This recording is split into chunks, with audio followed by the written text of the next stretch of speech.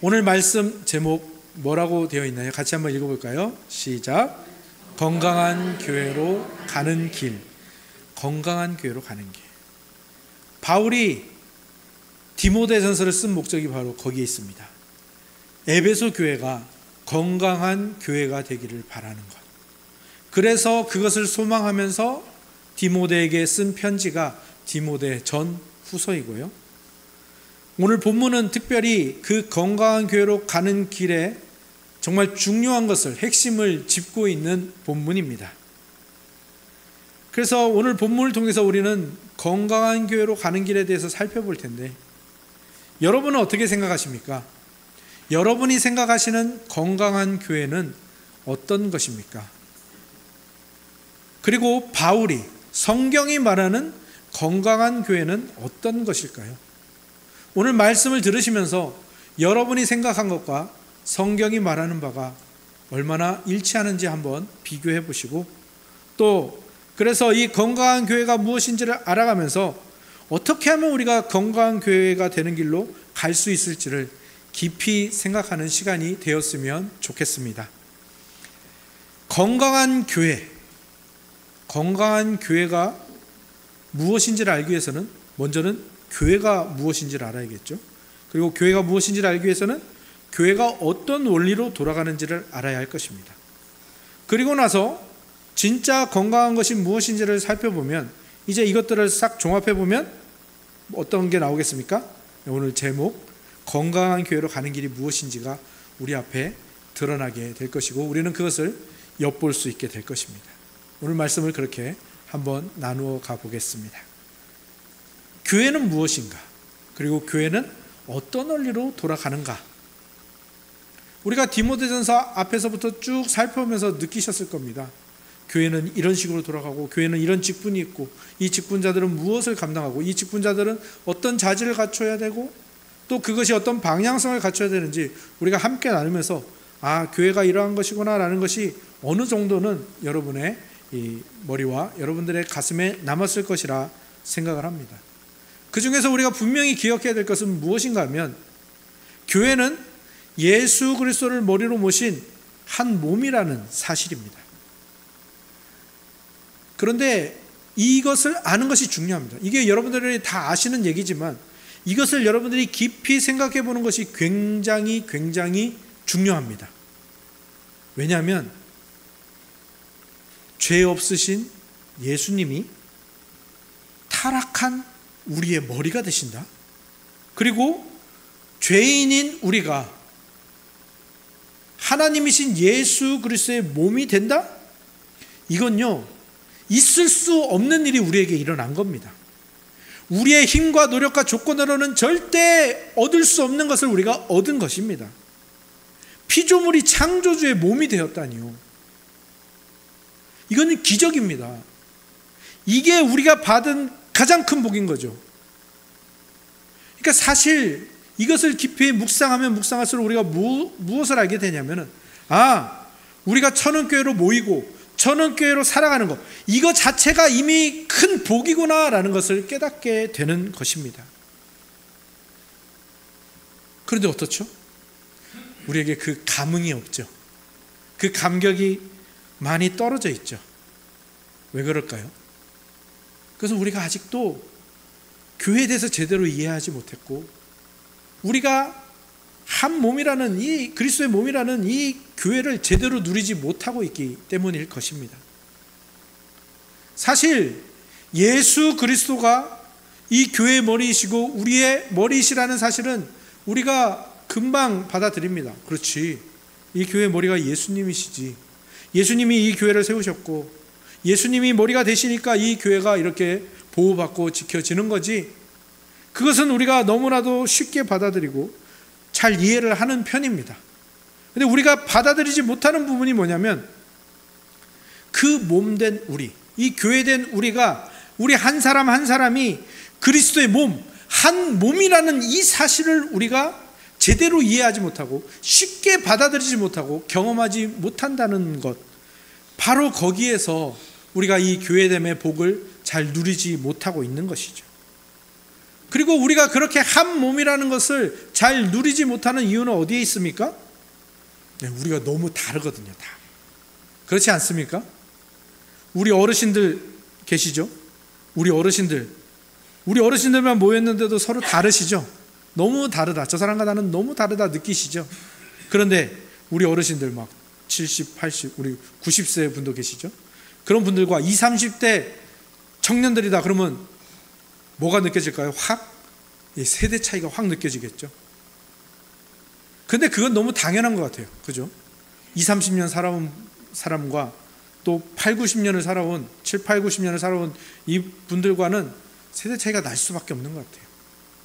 그런데 요즘은 그냥 한 10년 정도만 차이 나도 세대 차이를 많이 느낀다고 해요. 이거는 뭐 어르신에게도 듣는 말이고 또 중장년에게도 듣는 말이고 청년들과 어린 사람들에게도 듣는 말입니다. 너무 다르다라는 거예요. 너무 이 갭이 세대 차이가 너무 느껴진다라는 거죠. 저도 그런 것 같습니다. 제가 이제 40대 후반인데 40대 초반을 만나도 너무 다른 것 같고 30대는 더 다른 것 같고 20대 사역자를 만나면 너무 완전히 다른 것을 느낍니다. 여러분도 그러시지 않습니까? 10년 차, 5년 차만 나도 확 느껴지죠. 근데 그게 왜 그러냐면 현대사회로 올수록 더 그렇죠. 사실 생각과 상식 그리고 그 가치관이 살아온 세월에 따라서 바뀌거나 또 변화할 수 있기 때문입니다. 그런데 현대사회에 와서는 더 심한 것이 뭐냐면 이제는 전공이 다르고 직업이 다르고 가정환경이 다르고 경험, 사건 이런 것들이 훨씬 더 다양해졌거든요. 그리고 주위 사람들도 그만큼 다양해지고 또 성격과 성향도 예전에는 이런 성격이 있었다면 요즘은 너무나도 다양한 성격이 있지 않습니까? 그것 때문에라도 차이를 느끼고요. 심지어는 요즘은 어떤 것으로도 차이를 느끼냐면 살고 있는 집의 형태, 거주 형태 또는 그 자기가 겪은 질병 자기가 겪은 치료와 수술 이런 것으로도 차이를 느끼고요. 경험이 너무 다양해지다 보니까 또 여러 가지 사건과 여건들이 다 다르다 보니까 그냥 비슷한 나이의 지체들끼리도 저 사람과 나는 너무 다르다라는 것을 많이 느끼는 것 같습니다. 그리고 그건요 저희 집에서 확실히 느낍니다. 저희 쌍둥이는 몇 시간 차이냐면 5분 차이입니다. 5분 차이. 근데 5분 차이인데 얘네가 너무 달라요. 여러분들 보시면 아시겠지만 쌍둥이라는 느낌이 거의 없죠. 피부색도 다릅니다. 우리 사랑이는 좀 까맣고요. 머리도 달라요. 우리 사랑이는 생머리인데 하라는 곱슬머리입니다. 체형도 다르고요. 몸무게도 엄청 차이 나고요. 얘네가 이란성인데 혈액형도 다르거든요. 근데 또 사랑이는 왼손잡이고 하라는 오른손잡이에요. 요즘은 학교에서 아이들 그 성향 분석도 해주더라고요. MBTI라는 성향 분석을 했는데 얘들이 4개가 다 달라요. 극과 극이에요. 어떻게 이렇게 5분 차이 쌍둥이도 이렇게 차이가 많이 나는지. 그러니 이렇게 이곳에 모인 서로 옆 사람들 한번 봐보십시오. 얼마나 다릅니까? 얼마나 차이가 납니까? 그죠? 우리가 공통점이 뭐밖에 없습니까? 예수 그리스도라는 공통점, 구원받았다는 공통점 이거 하나밖에 없잖아요. 모든 게 다 다른 거예요. 그 외에는 비슷한 거 찾으려면 찾을 수 있겠지만 그 비슷한 것도 점점 비교하다 보면 다르잖아요. 그러니까 차이가 너무 많이 나니까 이해도 잘 안 되고 그러다 보니까 우리가 한 몸이라는 사실이 우리에게 그렇게 막 다가오지를 않는 거예요. 그게 우리가 빠진 함정인데요. 근데 하나님은 그걸 알고 계시죠. 그래서 하나님께서는 교회에 선물을 주십니다. 그 선물이 뭐냐면요, 우리가 지금까지 다뤄온 직분자가 바로 하나님께서 교회에 주신 선물이에요. 왜 직분자가 선물일까요? 이 직분자들은 지도자라고 불러도 무방한데요, 하나님께서 세우신 교회에 하나님의 종이라고 불러도 무방합니다. 이 사람들은, 이 하나님의 종들은 무엇을 위해서 직분자로 세워진 사람들인가 하면 바로 하나님께서 세우신 교회의 그 복됨, 그 하나됨을 지키도록, 하나의 기준을 지키도록 부름받은 자들이에요. 그 하나의 기준이 뭡니까? 바로 복음, 말씀, 성경, 이것입니다. 그래서 이 직분자들은 뭐 하는 사람들인가 하면 이 하나의 기준, 이 하나의 복음, 하나의 말씀, 하나의 성경을 가지고 그 기준을 가지고 신앙의 모범, 교훈, 유익을 얻게 하는 사람들입니다. 그 일에 사용되는 사람들이 직분자인 겁니다. 그리고 또 반대의 경우로 교회 안에서 모범이 되지 않는 일, 신앙적인 교훈과 유익에 해를 끼치는 일이 일어났을 때 이 하나의 기준, 이 말씀, 복음, 성경이라는 이 하나의 기준을 법의 형태로 가져가서 그것들을 치리하고 다스리고 어떤 것은 물리치고 어떤 것은 보호하는, 그것을 하는 것이 바로 직분자의 직무이고 역할인 것입니다. 그러니까 하나님께서 직분자를 교회에 허락하신 이유가 뭡니까? 이 교회의 하나됨을 지키기 위해서 그 하나의 기준을 가지고 이 교회를 다스리고 섬기라고 보낸 것이 직분이고 직분자인 거예요. 그리고 그것을 대표해서 담당하는 것이 어떤 직분일까요? 바로 장로입니다. 여기서 장로라는 이 직분은 가르치는 장로인 저 같은 목사, 말씀 사역자와 다스리는 장로인 우리 최종철, 김상철 장로님 같은 이 장로, 이 두 종류의 장로를 하나로 포함한 말입니다. 그래서 오늘 본문에서 뭐라고 나옵니까? 잘 다스리는 장로들은 배나 존경할 자로 알되 말씀과 가르침에 수고하는 이들에게는 더욱 그리할 것이니라 라고 말하고 있죠. 그러니까 하나님께서 말씀을 가진, 말씀을 담당하는 직분을 교회에 허락하신 거예요.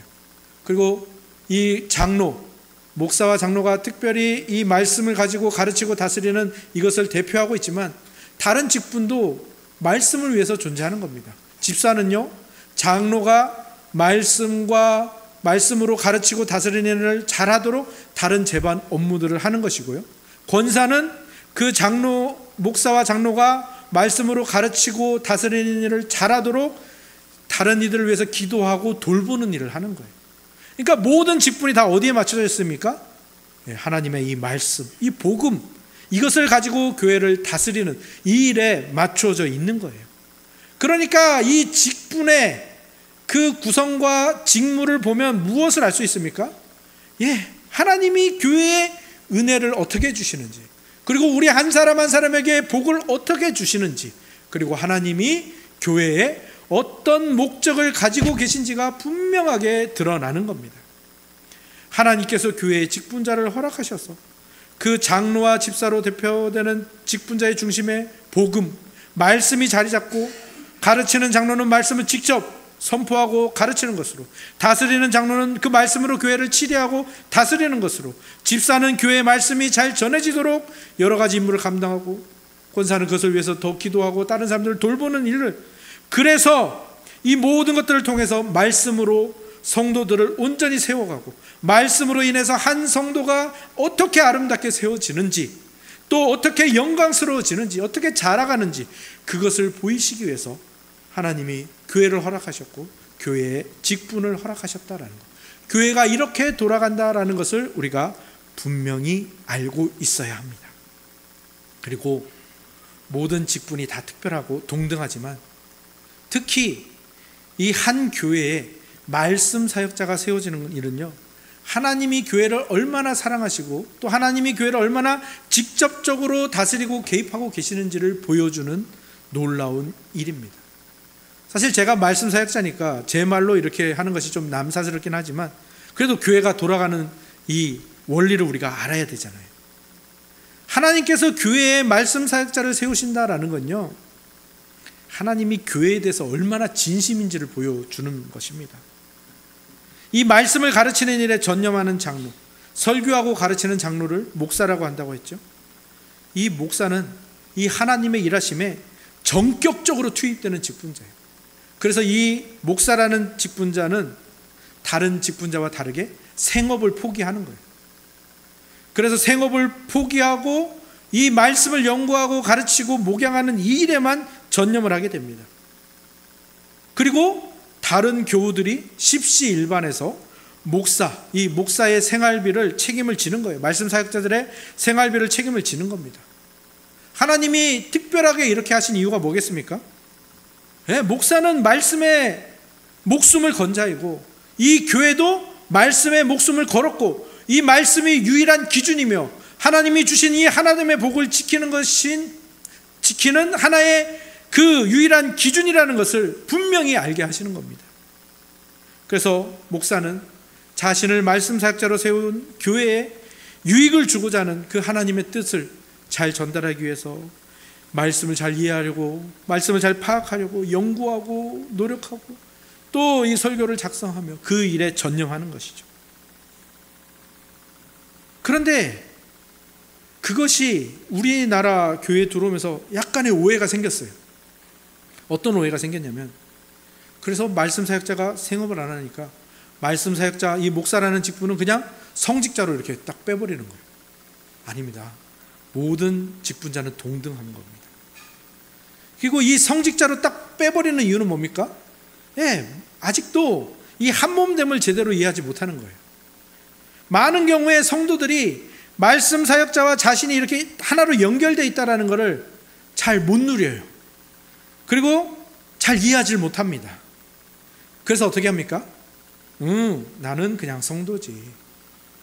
당신은 성직자고, 그러니까 당신이 거룩함을 담당해, 당신이 실천을 담당해, 나는 그냥 와서 예배 드리고 설교 듣고 그냥 교인으로서만 존재할게, 일반 성도로만, 평신도로만 존재할게, 이 생각이 강한 거예요. 근데 이 생각이 강하면서 뭐가 일어나는 겁니까? 이 목사에 대해서, 말씀 사역자에 대해서 오해가 계속 생기는 거예요. 어떤 오해들이 쌓이는 겁니까? 그러니까 말씀 사역자는 완벽해야 된다는 거예요. 목사들은 신령해야 되고, 성령 충만해야 되고, 지식이 부족하면 안 되고, 인격이 완벽해야 되고, 그리고 거기다가 특히 한국교회는 어떤 기준을 하나 더 집어넣죠? 목사는 가난해야 돼. 왜? 가난해야 하나님 붙드니까. 가난하고 어려워야 기도하니까. 가난해야 돼. 그리고 그 가난에 신경 쓰지 않아야 돼. 이런 오해들이 붙어서 지금의 이 목회자는 성직자, 나는 평신도, 이 오해가 교회에 가득합니다. 물론 기독교 역사상에 정말 그런 목회자, 완벽한 목회자들, 완벽한 사역자들이 정말 한 시대에 한두 명씩 등장합니다. 예를 들어서 막 엄청 부자였는데 자기 땅을 다 팔아서 그 구호 공동체를 세워서 끝까지 봉사했던 그 프랑스의 피에르 신부 같은 사람, 또 저기 인도의 성녀 마더 테레사 같은 사람, 또 우리나라에는 어떤 사람도 있습니까? 뭐 손양원 목사님이라든지, 정말 세상 것 하나도 신경 안 쓰고 거룩하고 말 그대로 홀리한, 그러면서도 인격적으로 완벽한 이런 분들이 있습니다. 그래서 그 오해가 더 심해졌던 거죠. 근데 놀랍게도 그런 분들 하나님이 사용하신 건 맞지만, 그런 특별한 분들, 우리가 위인이라고 부르죠. 그런 위인이라고 불리는 그런 사역자들 때문에 사실 다른 사역자들이 많은 피해를 보고 교회 안에 이 하나됨이 자리 잡지 못하는 그 부작용이 나아진 겁니다. 하나님께서 위인 같은 그런 사람들을 말씀 사역자로 사용하실 때가 있습니다. 근데 그건 정말로 말 그대로 시대의 한두 명, 극히 드뭅니다. 그리고 하나님은 대부분 어떤 사람을 사역자로 쓰시냐 하면 연약한 사람을 쓰세요. 부족한 사람을 쓰세요. 이게 교회의 신비입니다. 그리고 그건요, 제가 분명히 말씀드렸어요. 왜냐하면 제가 그 증거니까. 그리고 제 주변의 목회자들을 봐도, 제 동기나 또는 제 주변의 목사님들을 봐도 확실한 것 같아요. 다 부족하고 연약해요. 여러분들 뭐 놀라실지도 모르겠지만 말씀 사역자들 중에 상당수가 가정적인 문제를 겪고 있거나 성격적인 어려움을 겪고 있습니다. 저는 너무 많이 봤습니다. 그게 거의 뭐 100%에 가깝다 할 정도로 봤어요. 또 여러분들을 생각하기에 목회자들은 돈에 연연 안 하고 돈과 상관없이 그렇게 살 것 같죠. 저희 아버지는 그렇게 사셨던 것 같아요. 근데 대부분의 사역자들이 여러분보다 훨씬 더 돈 문제에 민감합니다. 그리고 훨씬 더 적은 이 생활비를 가지고 살아가기 때문에 여러분보다 훨씬 더 인생을 치열하게 살아가고요, 그 돈 문제에 대해서 굉장히 민감합니다. 그리고 말씀 사역자들 중에 진짜 돈 문제 초월한 사람은 진짜 100에 한두 명? 대부분은 여러분들이 생각하는 것 이상으로 돈 문제에 예민합니다. 그것 때문에 고민 많이 하고, 그것 때문에 좌절도 하고요. 의외라고 생각되시죠? 사역자들은 왠지 돈 문제가 없고 인간관계 문제도 없어야 될 것 같고 세속적인 것과는 멀리 떨어져서 홀리홀리한 그런 삶을 살면서 말씀과 기도와 사역에만 집중할 것 같죠? 아닙니다. 그 생각을 바꾸셔야 돼요. 그리고 이렇게 한번 생각을 바꿔보시면 좋을 것 같아요. 생각해 보세요. 여러분들에게 생각할 거리를 한번 던져드리겠습니다. 생각해 보세요. 가족 관계의 문제를 겪어보지 않은 목사가 있어요? 인간관계의 그 문제, 다툼이라든지 미움이라든지 배신이라든지 또는 배신을 했다든지 이런 것들을 겪어보지 않은 목회자가 여러분들의 인생 문제, 여러분들의 가족 문제를 상담해 줄 수 있을까요? 네, 없습니다. 또 생각해 보세요. 돈 문제로 치열하게 고민하고 돈 문제 때문에 마음 상해보고 돈이 없어서 정말 치열하게 걱정하고 염려해 보지 않은 목회자가 여러분들의 생활과 생계를 위해서 구체적으로 기도해 줄 수 있을까요?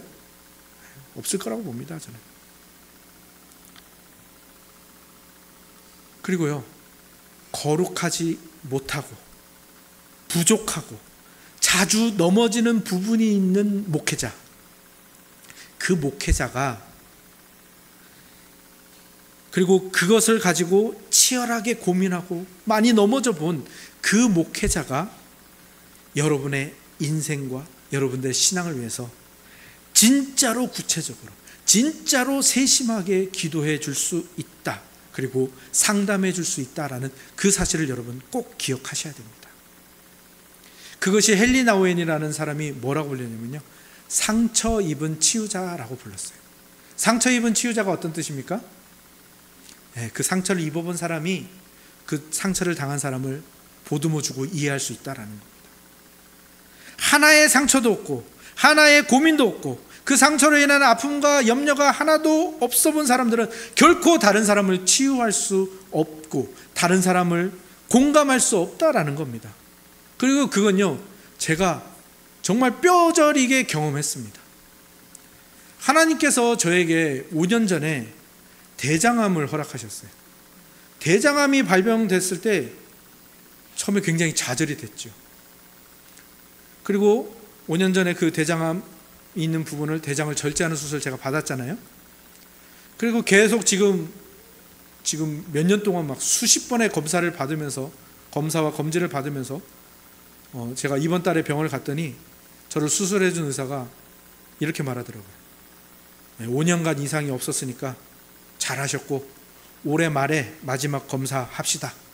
제가 정말 감사한 소식을 들은 거죠. 정말 감사했어요. 근데 저는요, 그 소식보다 훨씬 더 감사한 일이 있습니다. 그게 뭐냐면요, 제가 수술을 경험해 봤다라는 거예요. 왜 그게 저에게 감사할까요? 제가 수술대에 오르기 전에 그 두려움, 그리고 그 수술대에 올라섰을 때 그 무력함과 외로움, 그리고 수술 후에 그 아픔들을 제가 겪어본 것이 저의 목회에 얼마나 큰 도움이 되냐면요, 예전에는 수술한다, 지금 암에 걸렸다, 어떤 병에 걸렸다 했을 때 제가 그분들을 티끌만큼도 이해를 못한 거예요. 기도해 준다고 했을 때 그 말에 진정성이 하나도 없었던 거예요. 그런데 제가 걸려보고 제가 수술을 해보니까 수술을 하는 그 사람의 아픔을 제가 요만큼 공감하게 됐어요. 수술 전에 두려워하는 마음을요, 제가 요만큼 공감하게 됐고요.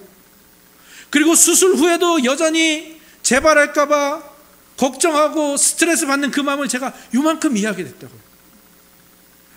제가 이 수술 후에도 계속해서, 여러분들은 잘 모르시겠지만 진짜 검사를 지겹도록, 신물나도록, 이 대장 비우는 이 일을 신물나도록 했거든요. 그 검사, 거기다가 CT에 여러 가지 검사들, 초음파에 계속해서 해왔습니다. 그때마다, 그 검사를 갈 때마다 제가 스트레스를 받더라고요. 어떤 스트레스를 받겠습니까? 갑자기 의사가 여기 이상한데요? 여기 다른 부분에 재발한 것 같은데요?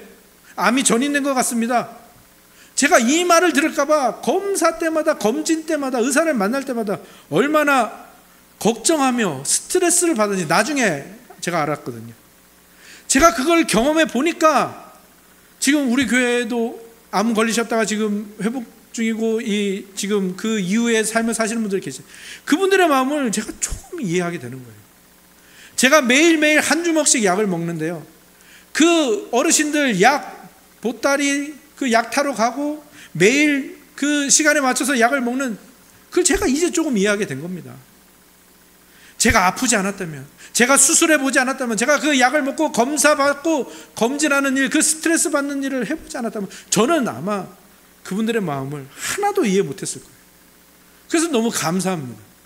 하나님이 저에게 그 병과 수술과 회복의 과정들을 거치게 하신 게 너무 감사한 거죠. 우리는 지금 바울이 가리키고 있는 건강한 교회로 가는 길에 대해서 함께 살펴보고 있는 중입니다. 그리고 건강한 교회로 가려면 우리의 그냥 일반적인 상식으로는 뭐가 필요하다고 느끼겠습니까? 건강한 교회로 가기 위해서는 건강한 지도자가 필요하겠지. 그게 당연하지 않습니까? 그리고 건강한 지도자는 이것도 완벽하고 이것도 갖추고 이렇게 이게 모든 게 다 완벽한 사람이 건강한 지도자야라는 그 세상의 상식을 우리가 무의식적으로 받아들인다고. 근데 바울이 그것을 깨는 겁니다. 건강한 지도자는 완벽하고 흠이 없는 사람이 아니라 오히려 연약한 지도자가 훨씬 더 건강한 사역자고, 연약한, 그리고 그 상처가 있는 직분자가 훨씬 더 건강한 직분자라는 것, 그것이 교회의 신비이고, 그것이 하나님의 일하심의 신비이고, 그것이 교회가 건강해지는 원리라는 겁니다. 다시 한번 생각해 보십시오. 여러분, 매일매일 성경을 일독하는 사람, 매일매일 기도를 6시간 하는 사람, 돈이 없어도 걱정이 없고 쌀이 떨어져도 고민 하나도 안 하고, 그러면서 말끝마다 삼위일체니 그리스도니 하면서 거룩하고 성결한 말과 생각만 하는 사람이 여러분의 목사라면 여러분은 그게 좋으실 것 같습니까? 아니면 숨이 막힐 것 같습니까? 한번 생각해 보십시오.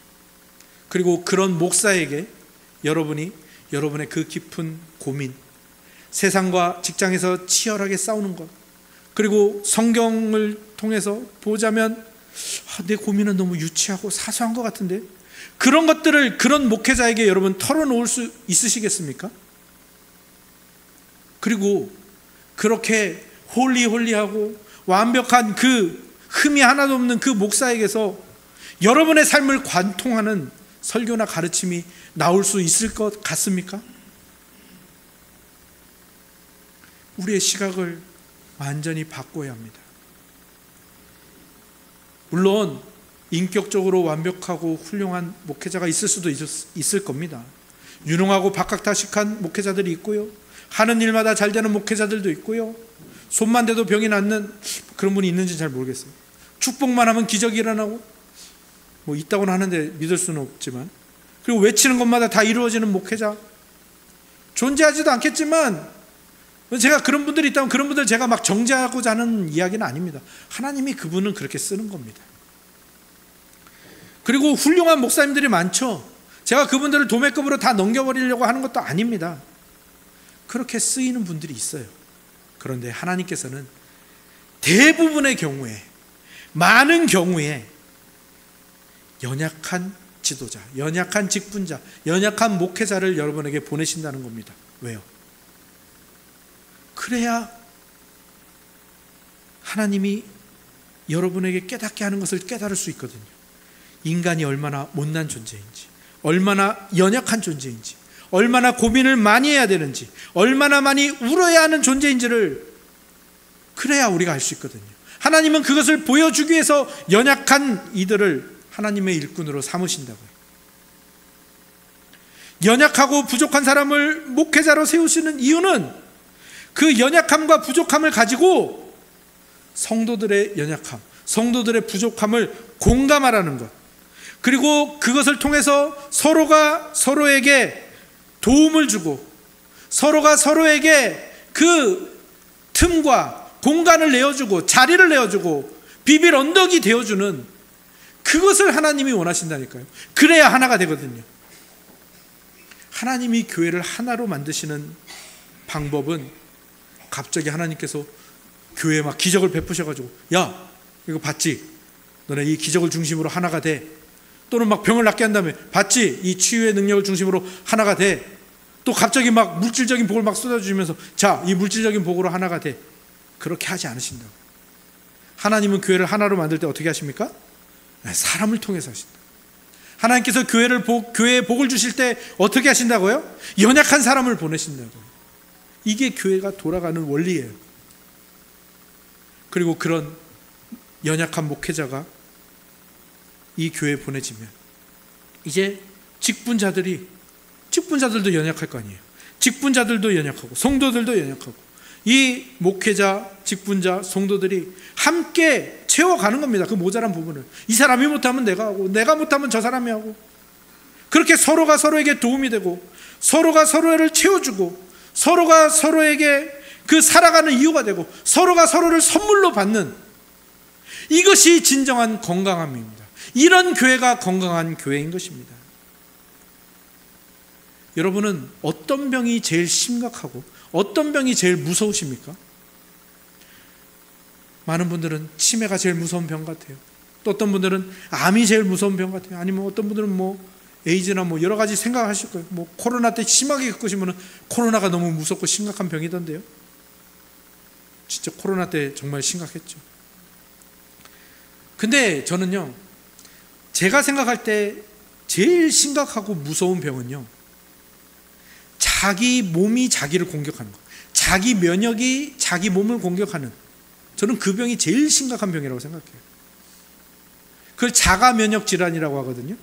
이 자가 면역 질환의 대표적인 병이 제일 잘 보여지는 병이 뭐냐면 류마티스 관절염입니다. 류마티스는 뭐냐면 자기 면역이 자기를 공격하는 거예요. 류마티스 관절염은 자기 면역이 자기 무릎 관절을 공격을 하는 거예요. 이 자기 면역이 피부를 공격하면 뭐가 될까요? 그게 아토피입니다. 자기 면역이 입과 이 얼굴을 공격해서 막 퉁퉁 붓고 막 벌게지게 만든 루푸스라는 병이고요. 자기 면역이 피를 공격하면 백혈병이고요. 척추를 공격하면 강직성 척추염이 오는 겁니다. 저희 아버지가 소천하신 이유도 자가 면역 질환이었어요. 자기 면역이 자기 폐를 공격하는 거예요. 그러니까 폐가 회복이 안 되니까 소천하셨거든요. 저는 이 자가 면역 질환이 제일 무서운 병 같아요. 교회도 마찬가지입니다. 교회에서 제일 무서운 병이 뭐겠습니까? 우리가 하나 되지 않는 것. 우리가 서로를 타인이라고 여기고 서로를 공격하고 서로를 사랑하지 않는 것이 교회의 가장 큰 병이라고요. 그래서 하나님께서 그 병을 예방하기 위해서 우리에게 무엇을 주셨다고요? 건강한 지도자, 건강한 성도를 주셨습니다. 건강한 지도자와 건강한 성도는 완벽한 지도자, 완벽한 성도입니까? 아니죠. 연약한 지도자와 연약한 성도입니다. 그래서 서로가 서로를 부족함을 채워주고 자가 면역 질환으로 서로 싸우는 게 아니라 서로 사랑하고 서로에게 도움을 주고 서로가 서로에게 살아갈 이유가 되고 서로가 서로를 선물로 받는, 서로의 부족함 때문에 서로를 용납하는, 하나님이 우리 교회에 주신 복이 바로 그것입니다. 근데 여기서 또 한 가지 오해하면 안 됩니다. 연약한 지도자, 연약한 성도 말했더니 그럼 난 연약한 채로 가만히 있으면 되겠네. 그거는 이제 복음을 전혀 모르는 거예요. 복음은 어떤 것입니까? 모든 것을 변화시키는 게 복음이에요. 어떤 사람도 복음 앞에서 변화되지 않는 사람은 없습니다. 복음은 반드시 그 사람을 변화시켜요. 복음은 그 사람을 자라게 해요. 복음은 그 사람을 반드시 주님이 주시는 행복으로 이끌어 갑니다. 그러니 연약한 성도는 어떻게 되는 겁니까? 그냥 가만히 있는 게 아니에요. 연약한 지도자가 그 성도를 공감해 주면서 복음으로 가르치고 그 선포하는 그 모든 것에 공감하면서 또 그렇게 받은 힘으로 실천해 보면서 그렇게 자라가는 거예요. 연약한 성도들은. 그리고 그 연약한 성도들은 이 복음을 통하여 받은 힘을 가지고 이제 지도자와 교회를 돕고 책임을 지는 대로 나아가는 거예요. 연약한 지도자도 마찬가지죠. 자신의 연약함을 가지고 성도들을 공감합니다. 성도들의 삶으로 들어갑니다. 더 깊은 관계로 나아갑니다. 그러면서 저 사람에게 어떤 말씀이 필요할까? 저 사람에게 어떤 복음이 필요할까? 연구하고, 그래서 그 가르치는 일에 목숨을 거는 거예요. 그러면서 자라가는 거예요. 그리고 우리 모두가 잘 안 되지만 이 모든 언행에, 말과 행동에 말씀이 묻어가고 복음이 흘러가도록 그렇게 살아가려고 애를 쓰는 거죠. 이게 바로 건강한 교회의 모습인 겁니다. 하나님은요, 그걸 원하시는 거예요. 그리고 그 건강한 교회의 모습, 오늘 성경 낭송 때 읽었을 때 그 교회의 모습을 무엇을 가지고 표현했습니까? 한 남자와 한 여자가 이 남편과 아내로 살아가는 거, 서로 사랑하는 거. 남편을 주를 사랑하듯이, 또 남편이 아내를 예수님께서 교회를 사랑하듯이 사랑하는 거. 그게 교회의 원리인 거예요. 서로의 부족함을 서로가 채워주는 거예요. 근데 서로를 볼 때 서로의 부족함을 보는 게 아니라 그 안에 계신 예수님을 보고, 그렇게 예수님이 우리를 사랑하듯 서로 사랑하는 거죠. 그게 교회의 모습입니다. 전혀 다른 삶을 평생 살아왔던 두 사람이 만나서 부부가 되는 것처럼 우리도 마찬가지입니다. 서로 너무 다른 차이를 가지고 서로 너무 다른 환경에 살아 우리가 예수 그리스도를 중심으로 하나가 되어가는 것, 복음을 중심으로 하나가 되어가는 것, 이게 건강한 교회입니다. 그리고 그 교회가 건강한 교회로 가는 길에는 지도자와 성도 간에 상호 간의 책임을 다하는 것이 필수적입니다. 인간은 그 누구도 완벽하지 않죠. 그런 인간이 모인 공동체가 오직 말씀과 복음이라는 이 기준을 가지고 서로 존중하고 서로 책임져주고 서로를 세워주고, 그렇게 그 태도를 가질 때, 이 교회가 돌아가는 원리를 그대로 적용할 때에 이 교회는 든든하게, 건강하게, 아름답게 서갈 수 있는 것입니다. 사랑하는 성도 여러분, 우리 서로 사랑합시다. 저는 연약하고 부족합니다. 하지만 하나님이 그걸 사용하셔서 여러분을 공감하게 하시고 여러분에게 필요한 복음을 전하게 하십니다. 저는 그 일에 전념을 다할 것입니다. 그 일에 목숨을 걸 것입니다. 그래서 복음을 연구하고 그 복음의 진수를 여러분에게 계속해서 전하겠습니다. 여러분도 마찬가지입니다. 여러분의 가진 연약함, 그 연약함을 가지고 공격적이 되지 마시고 그 연약함으로 서로를 품어주시고 그 연약함을 가지고 목회자를 품고 책임져 주시며, 그래서 우리가 서로를 책임지고 또 선포되는 복음을 함께 누리며 함께 살아내고, 그렇게 함께 이 천은교회를 건강하고 아름다운 공동체로 함께 만들어 갑시다. 그 길에 하나님께서 함께 하시며 기쁨과 행복과 성숙과 보람을 우리에게 채워 주실 것입니다. 그 길로 함께